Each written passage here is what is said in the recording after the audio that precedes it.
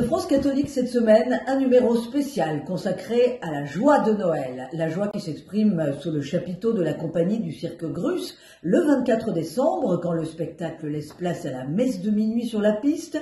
La joie du bienheureux Carlo Acutis à l'approche de Noël, racontée par sa maman Antonia.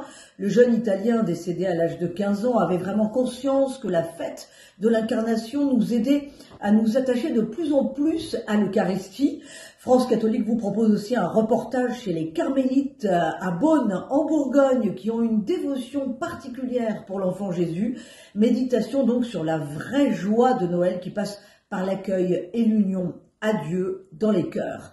Et puis le Tour de France des sanctuaires Mario, bien entendu, dans France catholique, halte à Notre-Dame de Bethléem, à Ferrières en Gâtinais dans le Loiret. Au IVe siècle, des missionnaires chrétiens ont eu une vision de la nativité, et c'est ainsi qu'est né ce sanctuaire tout tourné vers la joie de la crèche. Alors bonne lecture et joyeux temps de Noël avec France catholique.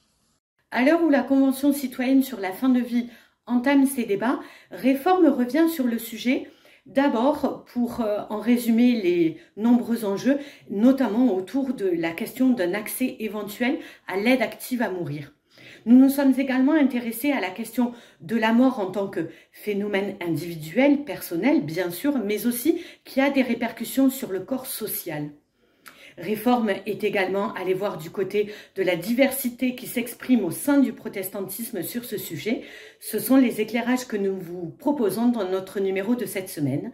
Et comme pour souligner la difficulté d'arriver à un consensus, tant le sujet fait débat et nous touche évidemment de près, Réforme fait le point sur ce qu'il en est du côté des partis politiques, quelles sont leurs positions, quelles sont leurs divergences. Nous vous proposons de découvrir tout cela dans notre numéro de cette semaine et sur notre site internet réforme.net. Bonjour à tous, cette semaine dans l'hebdomadaire La Vie, nous publions un dossier sur le partage des richesses. L'inflation en hausse depuis des mois, l'annonce dans les médias de la rémunération des grands patrons qui augmente alors que la plupart des Français ont du mal à boucler leur fin de mois. Tout cela donne le sentiment que la répartition des richesses au sein de l'entreprise n'est pas équitable. S'il n'est évidemment pas question de rouvrir le débat sur la primauté du travail ou du capital, nous nous sommes demandé s'il n'existait pas des solutions pour obtenir une plus grande équité dans ce partage du profit. Nous avons posé la question à des acteurs de terrain, à des syndicalistes, à des patrons, au député La France Insoumise François Ruffin, qui est très en pointe sur ces questions. Un dossier très complet à retrouver en kiosque sur notre site internet et notre application mobile. Bonne semaine à tous. Bonjour, 2023 va marquer le 150e anniversaire de la naissance de Thérèse de l'Enfant Jésus. Même l'UNESCO a choisi d'honorer la petite Thérèse l'année qui vient. Alors, la sainte croule, on le sait depuis longtemps sous les hommages, mais notre dossier de la semaine entend aider à atteindre la Thérèse réelle avec son âme de guerrière susceptible de nous conduire nous aussi à Dieu. La hausse des coûts de l'énergie fait notamment peser sur l'Église, dont l'activité est financée par la générosité des fidèles, une très forte pression. Alors que s'achève la campagne annuelle du denier de l'Église, notre enquête fait le point sur l'état de ses finances.